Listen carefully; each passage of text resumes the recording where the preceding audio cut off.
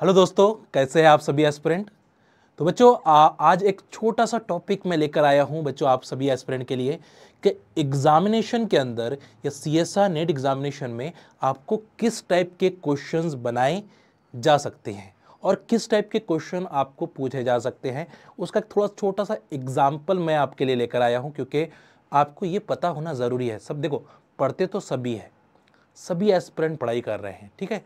और exam hall के अंदर जो स्ट्रेटजी हमें फॉलो करनी है वो बहुत ज़्यादा इंपॉर्टेंट है। तो एग्ज़ाम हॉल के अंदर हम कैसे थिंकिंग करेंगे, कैसे सोचेंगे, कैसे अपने कॉन्सेप्ट को अप्लाई करेंगे, वो किस पर डिपेंड करेगा।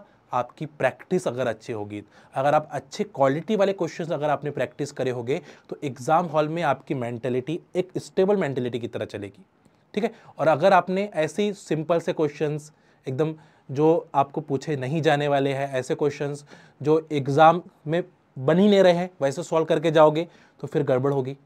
इसलिए ध्यान में रखिए, don't be afraid to fail, be afraid to not try. अगर आप सिर्फ ट्राई करने को डर रहे हैं, फेल होने को डर रहे हो, ठीक है, तो आप बिल्कुल ये दिमाग से निकाल लीजिए। एग्जाम हॉल में अगर आपने ये डर आपके अंदर होगा तो आप हमेशा क्या हो जाएंगे, आपके मार्क्स कम होते जाएंगे। क्योंकि डर से क्या होता है कि 10 to 20% आपके मार्क्स कम हो जाते हैं सिर्फ डर की वजह से।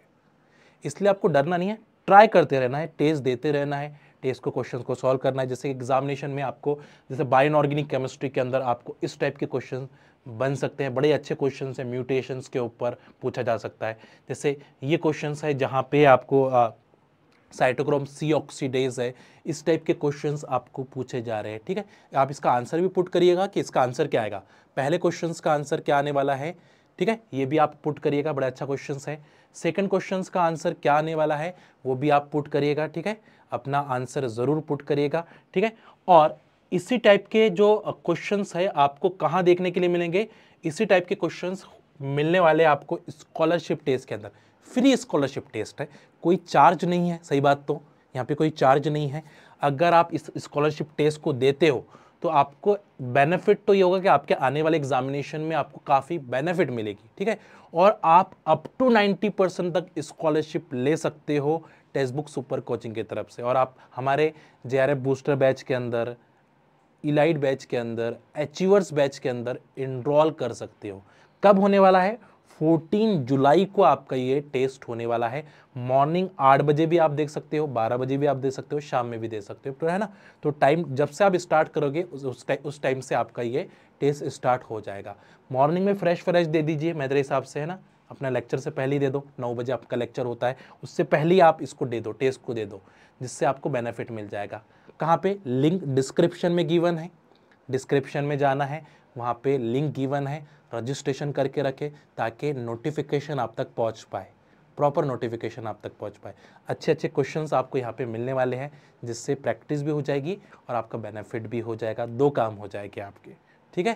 तो आपको बिल्कुल डरना नहीं है, ठीक है, क्योंकि डर को बाहर निकालना, जितने क्वेश्चंस प्रैक्टिस होंगी उतना डर बाहर निकलेगा, जितनी कम क्वेश्चन प्रैक्टिस होगी उतना डर आपके अंदर रहने वाला है, ठीक है। तो आप ये मत सोचिए कि मुझे मार्क्स कम आ जाएंगे, आप ये सोचिए कि अगर उसमें से सेम क्वेश्चन बन गया एग्जामिनेशन में तो वो मेरा करेक्ट हो जाएगा। ये थिंकिंग लेकर आपको जाना है, ठीक है। तो बहुत सारे क्वेश्चंस आपको मिलेंगे, ठीक है, तो जाके इनरोल ज़रूर करिएगा। अगर आपको मेरी बात सही लगी तो आप अपनी वैल्यूबल कमेंट भी पुट कर सकते हैं, है ना। क्योंकि पढ़ते तो सभी है, बट एग्ज़ाम हॉल के अंदर जो स्ट्रेटजी हमें लेकर जानी है वो बहुत इंपॉर्टेंट होती है। डर लेकर नहीं जाना है, सबसे पहले डर को बाहर छोड़ के आना है ना। सेल्फ बिलीव, खुद पर ट्रस्ट है, उसको अंदर लेकर जाना है, ठीक है। टाइम मैनेजमेंट को अपने एग्ज़ाम हॉल के अंदर आपको लेकर जाना है, ठीक है।